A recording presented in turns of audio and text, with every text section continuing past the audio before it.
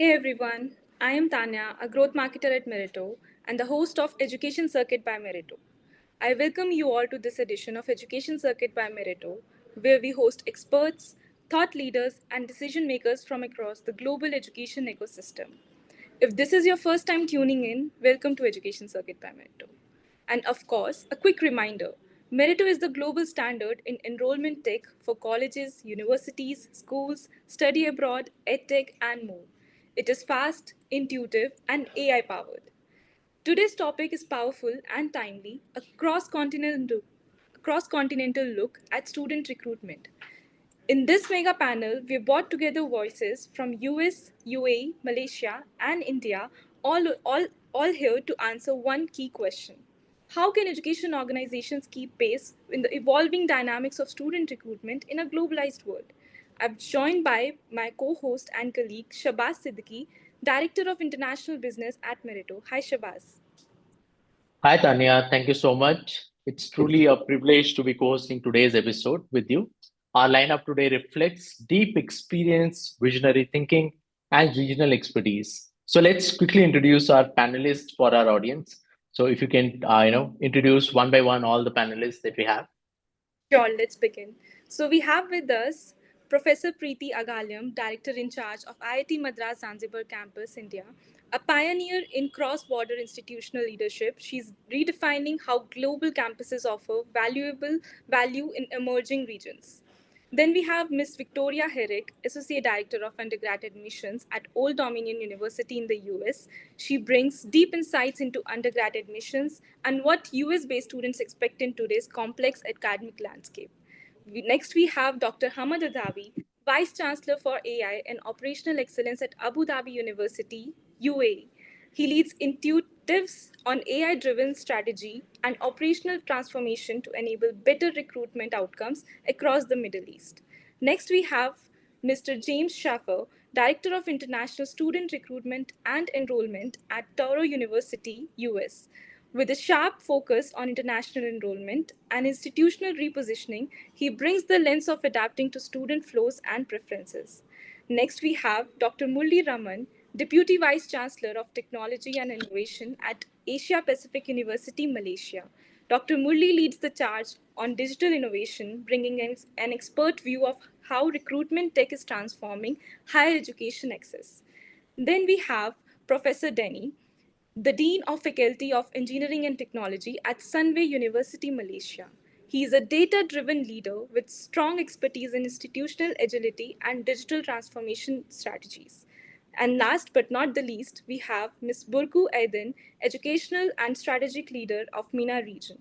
With a vast experience in strategic enrollment planning and regional market dynamics, she offers key insights into macro forces shaping the MENA education landscape. A huge welcome to each one of you. We're honored to have such a diverse and powerful panel today. Let's dive into our discussion. So, Shabazz, let's set the stage. We all know international student recruitment has always involved some level of collaboration, and but what's changed in recent years is the urgency and depth of that collaboration, right? Geopolitics, technology, and student behaviors have added layers of complexity. So, to unpack this, Shabazz, can you help kick this off? Absolutely. Happy to kick this off. You are right. Collaboration in international students recruitment isn't new. But what's fundamentally changed in recent years is how essential and strategic that collaboration has become. Earlier, partnerships were often transactional, agent institutions, and sometimes governments working in silos with limited data sharing or alignment. Now, due to shifting geopolitics, rising student expectations, and rapidly evolving tech, we are seeing a real push towards integrated long term partnership. For example, the rise of AI and predictive analytics means institutions are no longer just looking for volume, they are looking for a fit and outcomes. This means working more closely with recruitment partners, edtech platforms, and even alumni networks to ensure students not only enroll but thrive. At the same time, the political climate in some traditional study destinations had made diversification in study in survival strategies, not a choice. The push that's pushing everyone. from universities to pathway providers to collaborate more deeply and creatively. In short, collaboration has shifted from being operational to being mission critical. And those who get it right aren't just adopting, they are leading. Now let's get our speakers' thoughts here, starting with Professor Preeti from IIT Madras. Professor Preeti, you lead a cross-border institution by design. How are you seeing collaboration evolve on a structural level? Thank you, Shabazz. Thank you, Tanya, for having me on this panel. Wonderful question to kick it off for sure. At IIT Madras, we are increasingly seeing the importance of collaboration. We've been very India focused in our initial few decades, but now we are increasingly international. And that is that's in terms of the strategy for internationalization, there are several aspects we look at. Of course, the one that I am in charge of is a physical campus, but even beyond that, our Office of Global Engagement does so many activities that come under the umbrella of internationalization, whether it's international students coming into full-time programs or joint programs that we carve out with ideologically aligned partners abroad, exchange programs, all of these, and also, of course, mobility of faculty, all of this, I think, definitely show us the way forward in terms of the importance of collaboration and how we can't just function in our silos, and definitely having technology and being sort of experts, country experts, as far and leaders as far as technology is concerned, serves us very well in this regard. Thank you. Absolutely, very well said. And for those who are not aware about IIT, so IITs have given us, alumni like Sundar Pichai who are leading the AI space, right? You have got Perplexity CEO, Mr. Srinivasan is also an IIT Madras alumni. So we're gonna talk and deep dive into AI as well. Now let's build on what we have talked about. So we would like to know the thoughts of Mr. James, who oversees international recruitment and Touro University US. James, from your vantage point, how has collaboration helped navigate shift students' priorities and institutional goals? Hello, welcome. So yes, I'm James Schaefer from Touro University in Times Square. I am your institutional repositioning expert today. And can you repeat the question? Because I missed the middle part of that. Absolutely. So, from your point, how has collaboration helped navigate shifting student priorities and institution goals? Yeah, so basically, as a school that has now repositioned itself to really focus institutionally, the collaboration is really getting into the agency game and really respecting that the agents are the local experts on the ground in their countries, and starting to look at hybrid options, which could be first taking 9 credits in India and then coming to the US to complete your MBA or complete your MS in data analytics or artificial intelligence. And even pushing that to the limits of maybe those first 9 credits through the hybrid program can be online for the students in India or anywhere else in the world, because those students are facing a huge expense of coming to the USA and studying in the USA. And anywhere we can get those first 9 credits, 12 credits, 15 credits outside the USA, save that money, and especially that money on 4 to 5 months of rent and other expenses, will attract students to come to your school. So those are the partners you want to be looking for. Really good agency partners, your university partners, and perhaps start exploring some hybrid programs. Well, thank you so much, Mr. James. I just like to add a regional layer here. So I'd like to hear from Dr. Murli Raman at Asia Pacific University. So you operate in a hyper-connected but highly competitive landscape, right? Why is regional cooperation important for recruitment success today?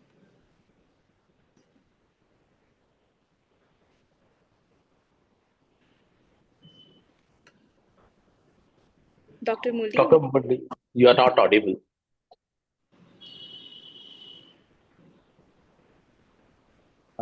You have to check your audio device, please. All right. Give me a second, yeah. Absolutely, loud and clear. Can you hear me now? Clear? Yes, loud and clear. Okay. First of all, thank you for having me on board. I think the collaboration needs to extend beyond just regional. So we are looking at things at a international cross-border in terms of student recruitment, as well as also engaging with global partners for the purpose of research and so on. Yeah, and it's becoming much more important. As you know, we are living in this very VUCA world, right? Global nature of student mobility is so interconnected. Institutions are facing massive challenges. Visa policies are changing. Geopolitical tensions are on the rise. So really, one individual institution can no longer understand the different changes that's happening across the globe. So as such, the only way to understand what's happening, at least from a ground level, in different parts of the region, different parts of the world, is to work with institutional partners that we have. And on that note, Asia Pacific University, we're very proud we have our global footprints in more than 60 countries with our international partners. And that's how we really understand what the market demands are from a student perspective. So on the first note, the changes that's happening in the global landscape is really very dynamic, and therefore one country, one nation approach, as per what Dr. Preeti accurately said at the beginning, is no longer the way. We have to rely on cross-border collaboration. That's the first point. Secondly, we have to look at collaborative efforts as an avenue for us to share data, insights, and perhaps even best practices. Yeah. So in that context, we'll be able to bounce back from any shocks that we face, any issues that challenges our resilience and challenges our ability to drive recruitment. So data, insights, and sharing of best practices is the second reason why we feel that we need to expand beyond borders. And last but not least, I think this is also an avenue for us to mitigate risk. Yeah.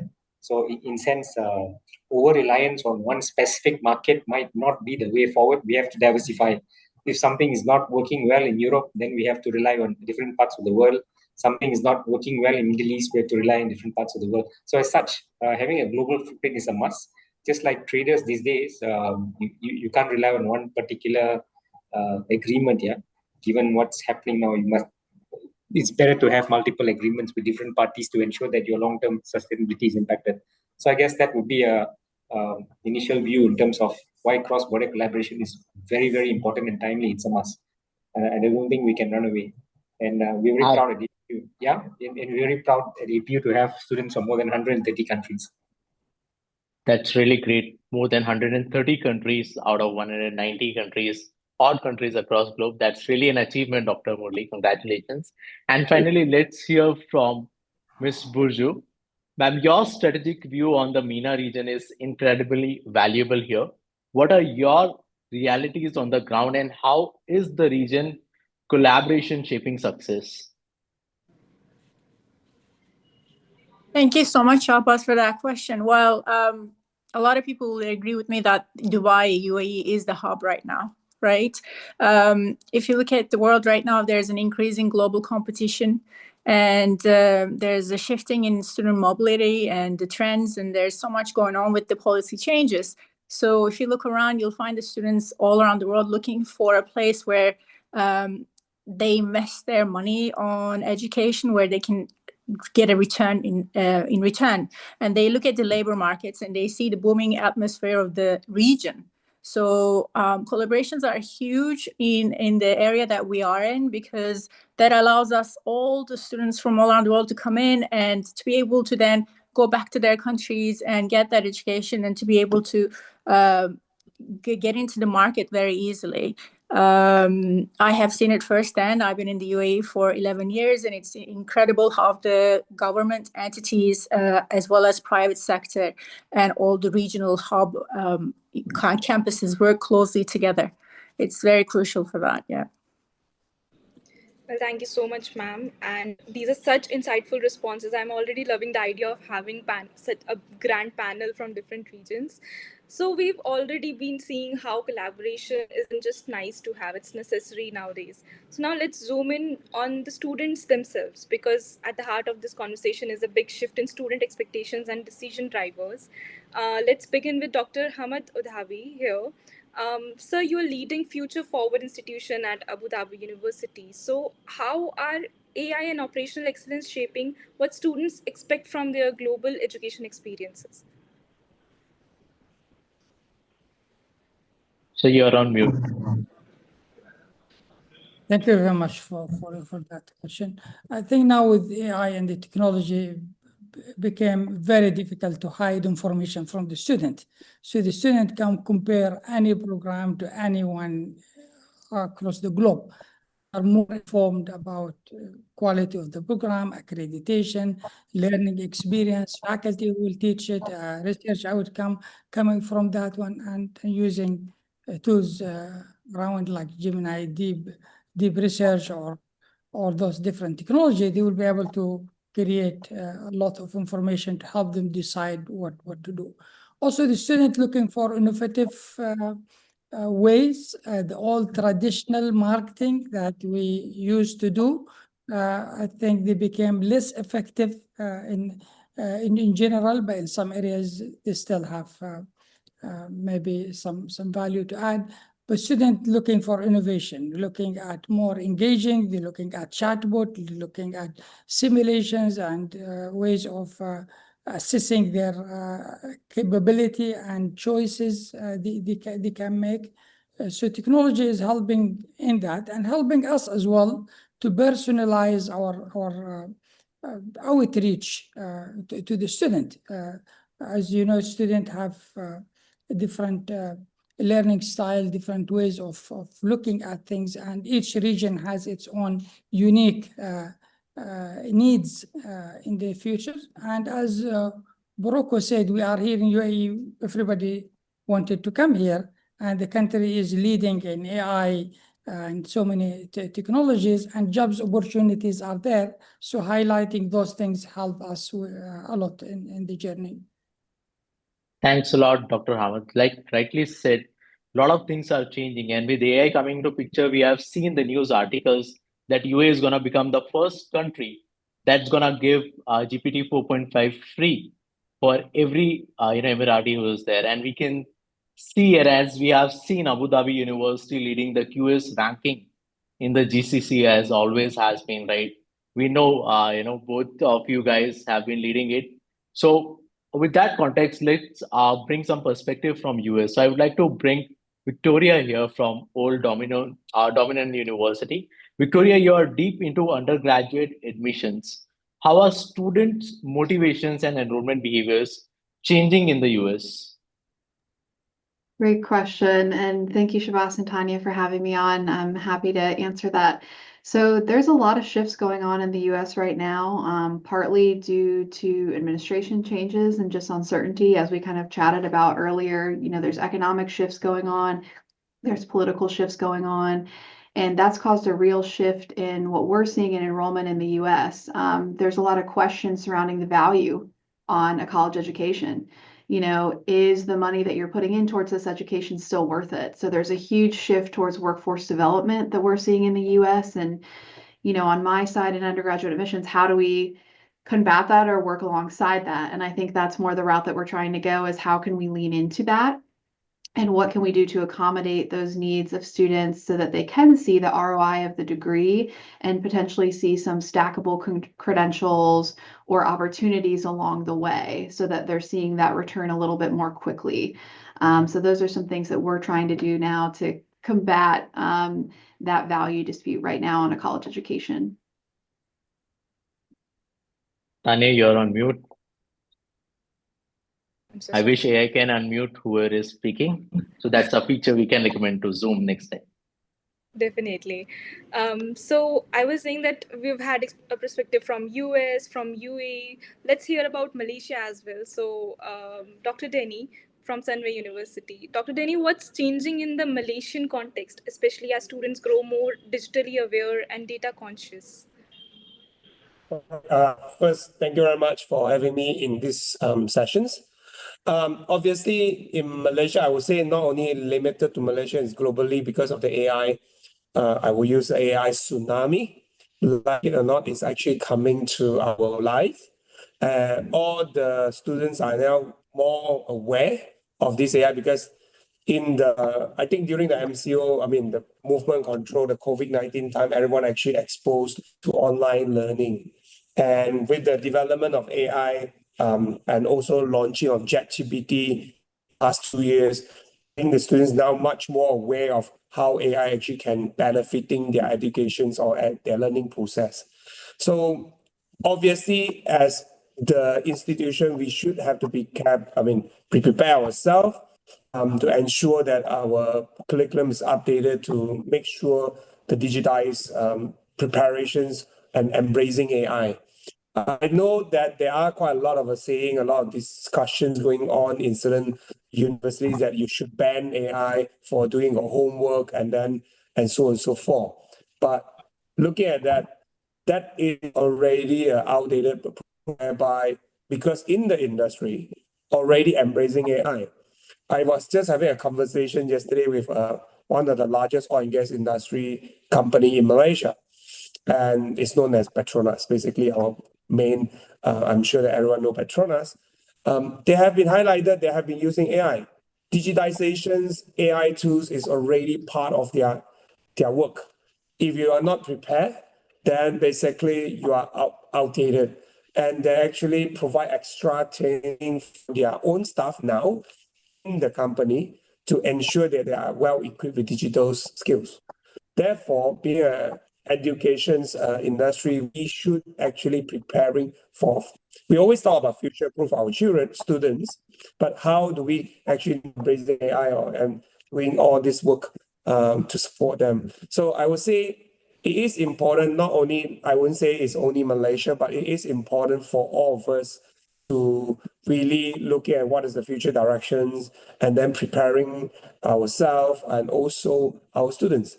Make sure they're well equipped with the skills that are required. Even you look at what we call the World Bank report, what are the futures that you would like to be in the next 20 years? Digital skill is always ranked number one in the list. So if we are not changing we teach, the way we educate our future generations, then we are not really preparing our future. So I would say it is important for us to look at that and also getting ourselves, even our academic staff ourselves, we need to be well versed with all the latest development technology. And with this AI, the technology turned so fast.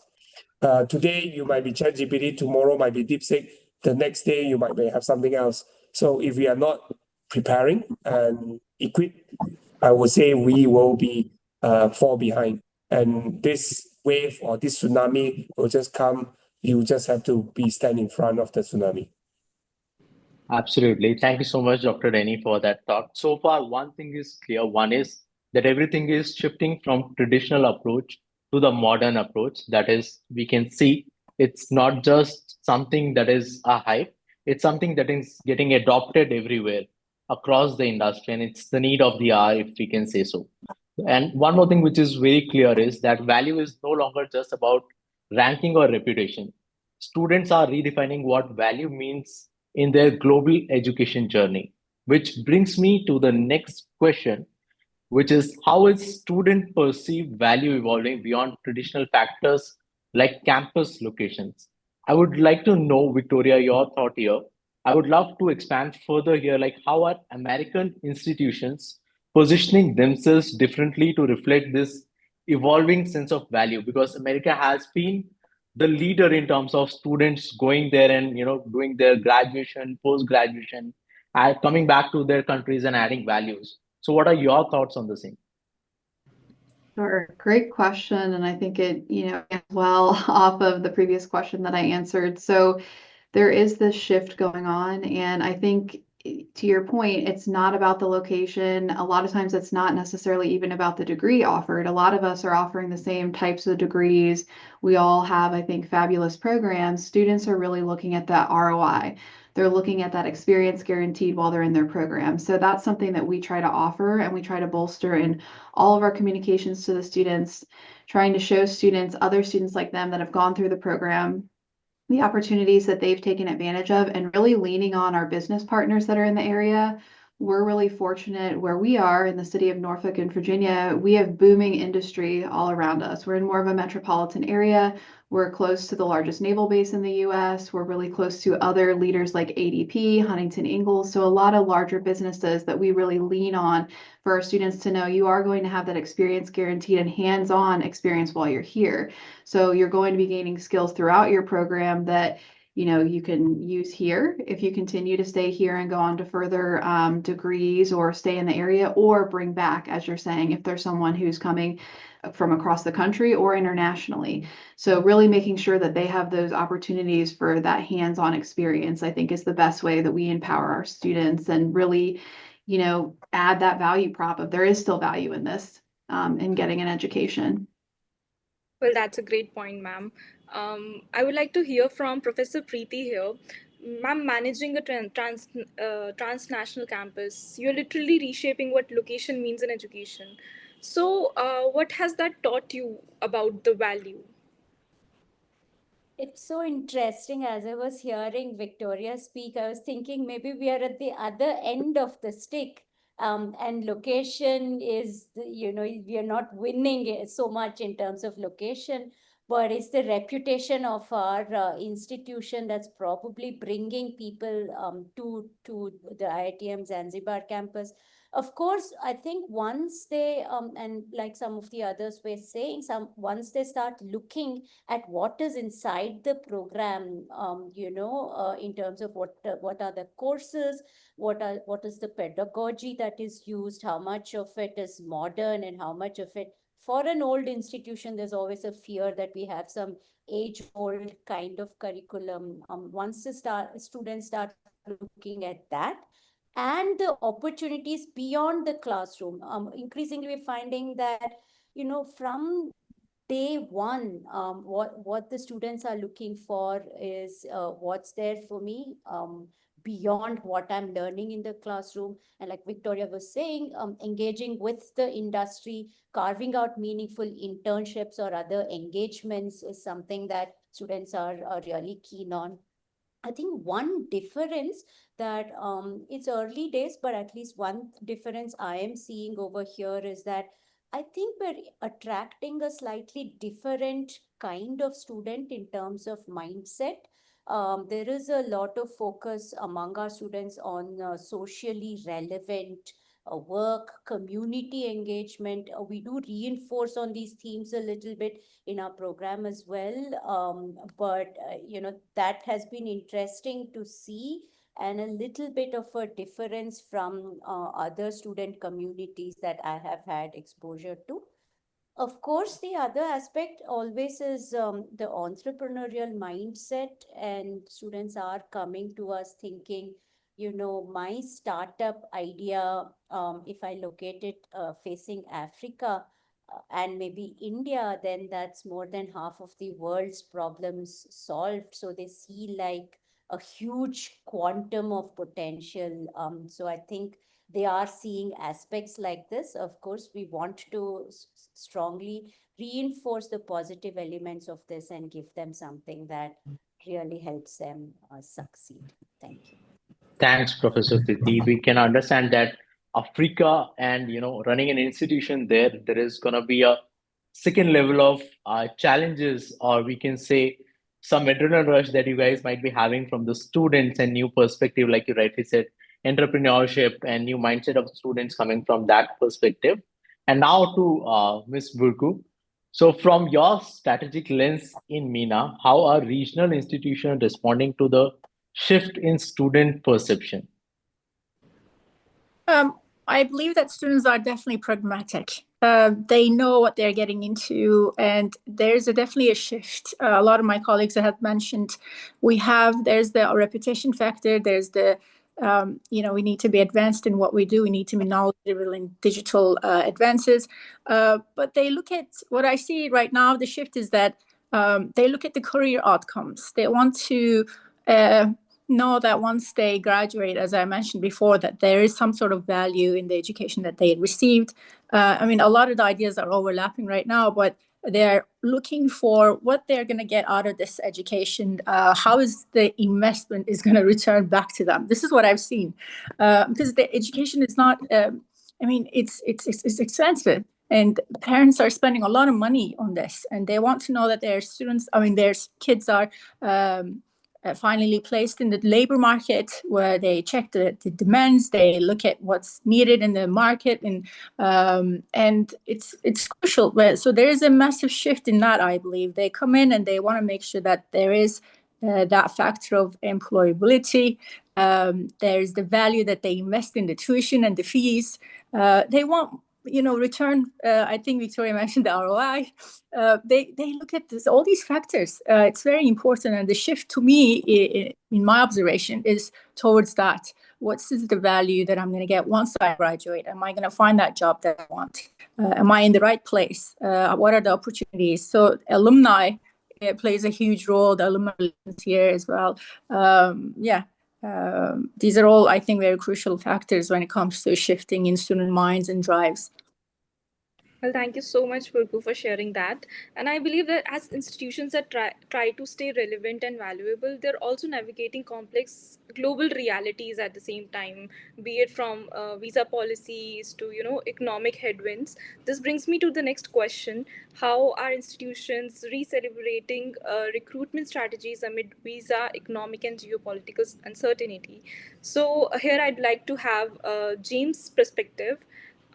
Given your focus on international students, how are US institutions adapting to these fluctuating external forces? Well, to start with, we just have to remain relentlessly positive. In fact, the US schools that are smart are seeing a huge opportunity now. As you hear that NAFSA, which usually has 10,000 attendees, only had 8,500. I'm sure IC3 Movement will have many fewer US schools attending IC3 Movement in Mumbai this August. That's an opportunity. It's time for long-term name branding. You can be the next University of North Texas. You can be the next SUNY Buff, SUNY Stony Brook. Those three schools are not going to back off.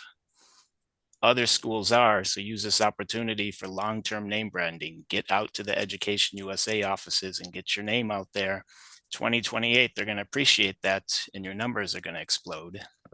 So right now, just keep doing everything right as far as recruiting F1 students coming on the student visa.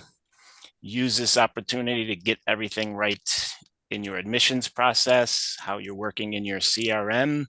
Streamline everything, keep relentlessly positive. Victoria's at ODU. She knows absolutely why ODU is #1 in this, #5 in that.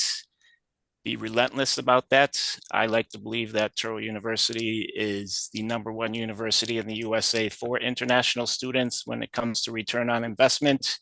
And Victoria and I can probably have a great debate on that.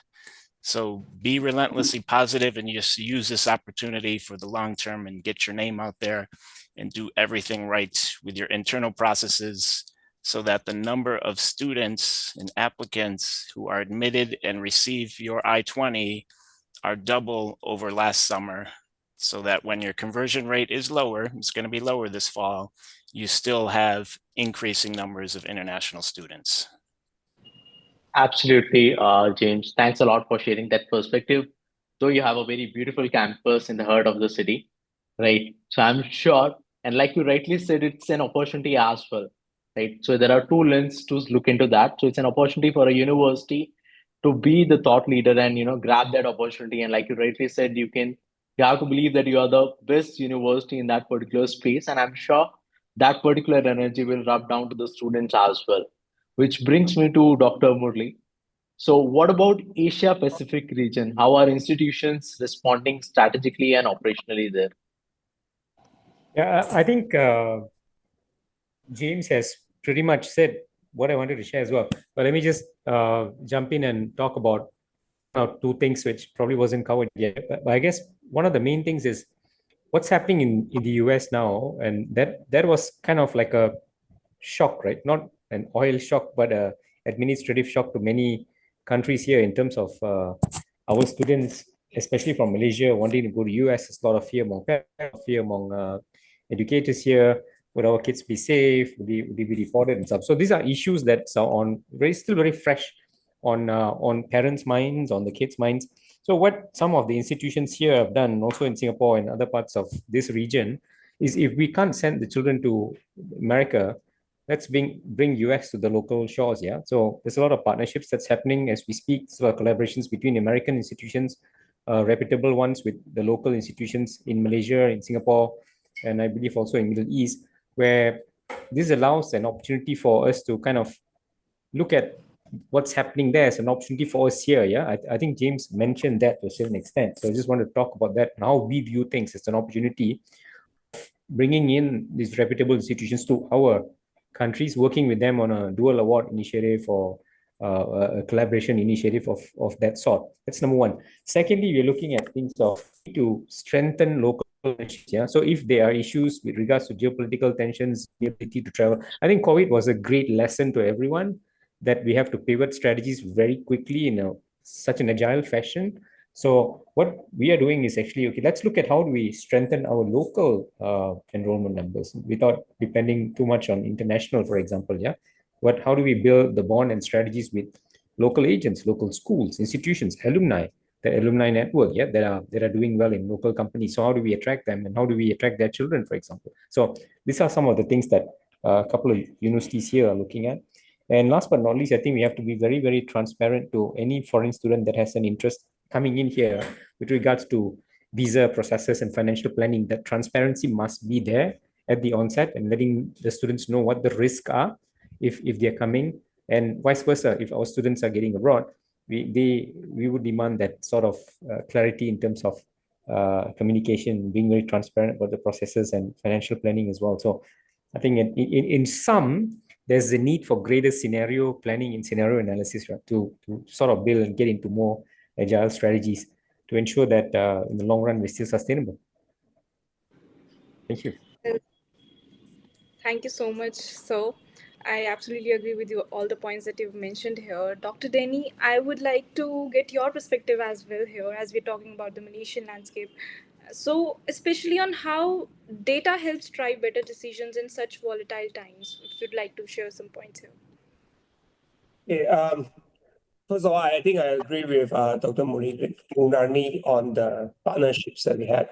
So in Sunway, years ago, we already started a partnership with ASU. So it's where one of the strategies that you have seen is that how we bring US to Malaysia. So in this partnership, not only we are offering a transfer where they can do a 1 year or 2 years in US, but they also can complete all the courses in Malaysia in the event that the geopolitics issues have been arising. So student will start, if you actually imagine that student actually started the program and they wish to go to US and complete. And because of all these changes of dynamic of the visas, policies in US, how can the students actually now diverted to other country? It doesn't work that easily. Therefore, I think I would say Sunway has taken an approach that time have working with ASU already established that kind of arrangement whereby we can finish the degree. If they want to transfer to US, if the political or visa allowing them to do so, they are allowed, feel free to go, but they can also allow them to finish in Malaysia. And that's actually reducing significant on the risk that we are talking about. How do we mitigate the risk, minimizing the risk for the students, and a lot of uncertainties for them. And besides, not only in US, but then we also looking at all the different countries. We have a lot of partnerships that are going on, covering from UK, one of our longest partners that has been established more than 18 years ago. We are offering a dual certificates in Sunway, where these are all the, I would say, kind of work that we are doing. Victoria University has been partnered with Sunway for more than 20 years, kind of a partnership. We cover both US, Australia, as well as also UK. That is how we minimize the risk for our students. So students actually can choose to study in Malaysia safely, and then in the event there is anything happen, they can still come back and complete their study in Malaysia. I think having such an arrangement that would allow the students having a better strategies of within choosing Malaysia as a safer place. And also Malaysia, particularly, you can see we are a little bit more in the middle, in between the Australia and Europe, whereby you can travel within a less than 12 hour flying time. You can still reach into Malaysia, and we are quite a friendly place for students. Therefore, recently I have been traveling to different parts of the world to do a lot of recruitment, international recruitments, working with all the partners that we are looking, covering from Mauritius, Maldives, Japan, and so on and so forth. So that bring the value, and students are now able to see, I would say, Malaysian university as another alternative options comparing to US or UK or Europe, and as also a transition place to allow them to travel to the final destinations that they wish to go. If they want to go US, they are allowed to do so as well. So I would say we have to adjust to all these dynamic and changes. And do remember all the educations, particularly I think that one of our speakers have highlighted, is actually a very expensive. Parents actually spending a lot of money, particularly in private universities in the country, to almost saving to actually put their children into educations. So it is our responsibility to ensure the students are actually able to graduate according to what they wish to. And at the same time, also provide, they have to study for 3 years or 4 years, depends on the course they choose, or always up to 5 years if they're doing medical. So it is something that is long term. We need to ensure that we are preparing ourselves for all the risks and mitigate the risk together with the students. I think that is something that being a responsible educators, we should look at that perspective.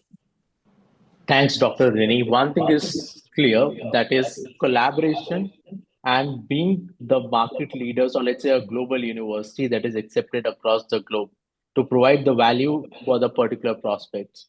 Which brings me to our next topic or next question.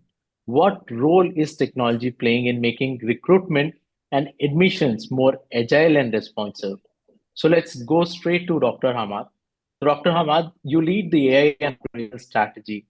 How is technology powering real-time recruitment and innovation, for Abu Dhabi University or for, let's say, any of the universities that is coming from the GCC nations? So you're on mute. Thank you. So many angles we can discuss here. The first angle is supporting the student to do better their needs, their ability, and where they can focus in terms of employability and others. Here in the UAE, the Ministry of Higher Education has changed the evaluation of the university.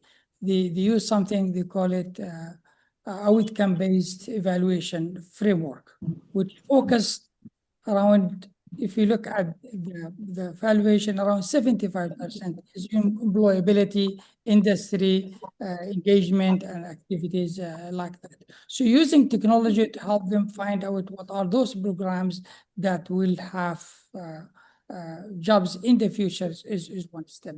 And we developed some tools to help them through a certain assessment to guide them through that help. The other thing is the marketing materials. Now AI is becoming there for supporting us with marketing materials, especially in a way of personalized those marketing materials, and give the student more insight about what this program will offer the student at the end. And it's been helping. Also guiding the enrollment recruitment through CRM. Most of CRM nowadays, those big companies on CRM, they are AI enabled. So they can help the student through the journey from being a lead to qualified lead to hot lead, all those different stages, and creating electronic campaigns that will keep the student engaged and be able to support the student with what we want to do. Of course, the technology helping with agents, AI agents, like Copilot, for example, Studio, and other type of agents, which they can do the work, the heavy lifting in terms of communication. But nothing, I think, more effective like the human touch. And combining technology with human touch will be more effective than just using technology and so on. Thank you. Thank you so much, Dr. Hamad, for that. Dr. Murli, you have also been a long-time champion of digital enablement, I would say. So how is technology transforming your institution's recruitment agility and in Malaysia? Well, I think probably what I'm about to say maybe covers my fellow colleagues and the institutions that they represent as well. I think, firstly, cannot run away from talking about AI, right? Today, whichever webinar, seminar, conference, AI is driving the growth or the next wave of growth for institutions. And I think technology in the context of recruitment, when you look at AI, I think it's allowing us to have more tailored marketing, targeted sort of messaging, targeted engagement based on student profiles. We're able to very quickly identify students from particular regions, what their needs are, what their wants are, just based on evidential data, yeah, and then targeting that segment accordingly with the proper messaging. So that's one. So AI allows us to drive recruitment in a much more personalized manner. That's number one. And number two, as what we have now, we are all in a virtual event. So I think virtual events are becoming a lot more simple to organize. We are getting more accustomed to this. And also in the future, you could probably perhaps engage much more. I'm not sure to what extent we will be doing this in a meta environment, yeah, in a metaverse sort of environment in the future. Maybe for the younger generation, they might appreciate that probably 10 years from now, we could be having the same conversation, but albeit in a different sort of platform, different arena to make it a lot more palatable to younger generation. So virtual events is probably on the rise. And I think the other one, I think where Dr. Danny mentioned earlier, Prof. Danny, rather, predictive analytics is big. So I think forecasting enrollment trends, what drive these trends, I think we are strategizing in terms of especially market reach, market assessment, segmentation. We need that data and we need that analytics to allow us to have that sort of predictive mindset, right?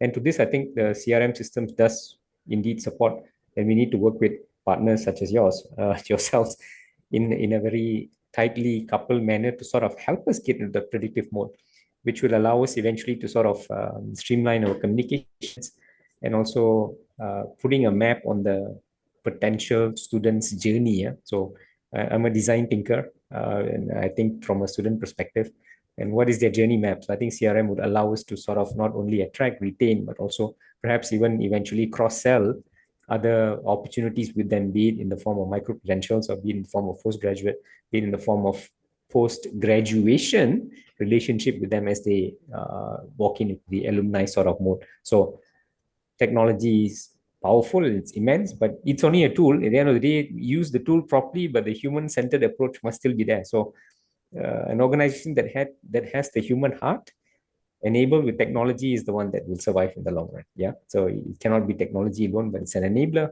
with the human centricity at heart is a must. Thank you, Tanya. Absolutely, Dr. Murli. And we also believe that, do more with more. So believe that CRM or AI agentic coming to picture are there to help your recruitment team or admission team or your organization to do more with this particular set of CRM or let's say the agentic AIs that you guys are creating across your university, whether it's for recruitment, whether it's for retention of the students, or whether it's for Alumni Connect as well. Which brings me to Dr. Denny. So let's bring back you in and speak about how data-led leadership is enabling the agility at Sunway. Okay. It is important, like I think highlighted by our fellow speakers, that how do we use the data to drive our marketing, to drive our student recruitment as well also. But bringing students on board is also part of the journey of how do we allow them to experience and eventually graduate. Like I think one of our speakers have highlighted alumni strategy is important. Why? Because you're providing a good journey throughout the years that they are in the universities. So we are not only providing the, I would say at this era of time, we are not just providing the technical know-how. There are a lot of, I think we have also talked about human touch. So people have to have empathy. Students are now more, would like to learn more things like things that they cannot learn from AI, things that they cannot learn or experience just watching a YouTube. So a lot of hands-on experiential learning, it become more critical than before. Olden day, we already start talking about hands-on experience, hands-on education, whatever. But it's a extra benefit for certain educations. However, at this era of time, you can see kids will say, "Oh yeah, I can learn everything from online. I can ask ChatGPT. Why must I go to university?" I think the way of teaching has to change. The way of experiential learning is become more and more important, more and more critical. How do we embed it in throughout the whole journey? I think bringing students on board is one step, but then how do we ensuring that they get a good education throughout the years, and eventually when they graduate, they get an employability. I think we also talk about employability. How do we make sure they actually get employed when they finish their studies? I was talking to an agent recently, particularly in China market. The parents just said, yeah, we have better AI program, we have better engineering program than Malaysia. Why must I send my kids to Malaysia, right? So the only ask, they say, okay, if you can ensure or the potential is open the market whereby my kids, when go to Malaysia, they might work in Malaysia, Chinese-based Malaysian company, and then in future they can come back to China. I think they will be more interested and considerable to send their kids to Malaysia. I think this is a very interesting mindset that you have not think about this before. But I think it is time to think, how do we talk about partnership? Just now we talk about partnership with agent, partnership with different university. But I think now we have to move beyond not only this, but we have to be partnership with industry, preparing our students for multi-nationality, not only for partnership with Malaysian-based company, but we also have to talk about international company and having that kind of a relationship. I think that will also drive the overall recruitment for the world. So I would say I fully agree with all the speakers as now we are now no longer can survive with single nation, single university. We need to think about multiple MNCs kind of a concept. How do we operate a university in a different partnership with different countries, different industry, to really provide a global citizenships for our students. Well, that's a great perspective, Dr. Reni. Thank you so much. Now, this brings us to the last question of this discussion today. And it is, what's one big idea from your region that others can learn and adapt? So this question is all about cross-pollination. Let's hear your regional best practices that deserves global attention. We'll go around the room quickly, starting with Victoria. Thank you. Well, I think something that we've seen work really well for us, and I'm sure we're seeing in a lot of these other institutions, is personalization. So students do have all of these options. They have a ton of choices. They can get information from all avenues, as Dr. Denny was saying. So we really have to personalize our approach with students. So that's something that we're putting into everything we do, whether we're building that out with our AI agents that we're using, whether that's with our real people in the training or our communication flows. So segment and personalization, I would say, is huge. Thank you so much, Victoria. Can we have Dr. Hamad's thoughts here? Yeah, there are multiple things, but selecting one, if I have to select one, I'll say working with schools, working directly with school as a partner, help them address their challenges and help them to educate their kids and being ready for any support in terms of teachers, training, access to our labs and technologies and research areas that they need to explore. I think that's one of the things works very well for us. Thank you, Dr. Hamad. Professor Preeti, what are your thoughts here? Agree with both things that were said before, but for us, I think using technology and every other quiver in our arrow to be more inclusive in our outreach and our recruitment process has been important for us here. Thank you. Thank you, Professor Preeti. James, can we have your thoughts? Think of weekly online international information sessions as amazing yield events. Embed that sign-up page in your signature and your email templates and everywhere. If nobody signs up, you don't run it that week, but it's a way for them to see your face. You can get professors on there as guests. You can get alumni on there as guests. And for the US institutions, don't be afraid to 3 or 4 months before a start date, start running weekly visa interview prep webinars. Those are fantastic yield events. Again, if nobody signs up, you're not running it. If they sign up, you know that they're a really strong candidate to yield to your school and you really want to focus on them. Thanks, James. Dr. Murli, what would you like to add here? Just 2 points. One, from a recruitment perspective, is community-based recruitment. What do we mean by that? I think working with the grassroots. I think one of them just mentioned working with schools, local communities, and showcasing what the institution is about and the value that university is creating. That's from a recruitment perspective. From an employment perspective, I think industry, working closely with industry partners, industry must have a presence on campus. And that must be let known to potential students as well that we are an industry-driven university. I'll end there. Thank you. Thank you, sir. Dr. Denny, can we have your thoughts here? Yeah, for me, I would say we should start setting the new benchmark or new baseline for our educations. Not just adding like AI, then we're chasing AI, but then we've thought it through. What is the future proof that we need for our children, for our students? So I think that is the new directions of setting the baseline beyond whatever accreditation requirements. I think that is what we are doing in Sunway. We are not limit ourselves to whatever needed by the government or needed by the professional bodies requirement, but we're actually setting the new baseline, what we needed for our students, for our future generations in the next decades or 2 decades or 3 decades. So preparing them for the future. Obviously, the future is uncertain, but then we just have to be more certain of what is the uncertainty that we have to do. Thank you so much, sir. Wilku, can you enlighten us with your perspective?